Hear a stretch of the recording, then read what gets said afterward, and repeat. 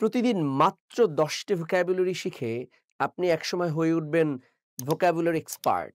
আপনার listening, speaking, reading, writing এই ৪ টি বিষয়ে এক্সপার্ট হওয়ার জন্য বা 90-95% কমন ওয়ার্ড গুলো শেখার জন্য অক্সফোর্ড ইউনিভার্সিটি 3000 ওয়ার্ডের এক লিস্ট দিয়েছে।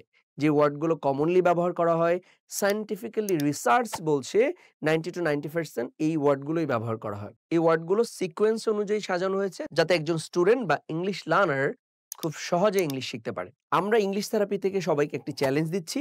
প্রতিদিন ঘুমোতে যাওয়ার আগে মাত্র ১০ টি ওয়ার্ড আমাদের পেইজে পোস্ট হবে এবং এই ১০ টি ওয়ার্ড পড়ে মুখস্থ করে আপনি ঘুমোতে যাবেন। তাহলে মাত্র ৩০০ দিনে আপনি ৩০০০ vocabulary শিখবেন যেগুলো আপনার লিসনিং, স্পিকিং, রিডিং, রাইটিং সব জায়গায় কাজে লাগবে। সো এই চ্যালেঞ্জটি নিন। আজকে থেকে শুরু করুন আমাদের ভোকাব চ্যালেঞ্জ।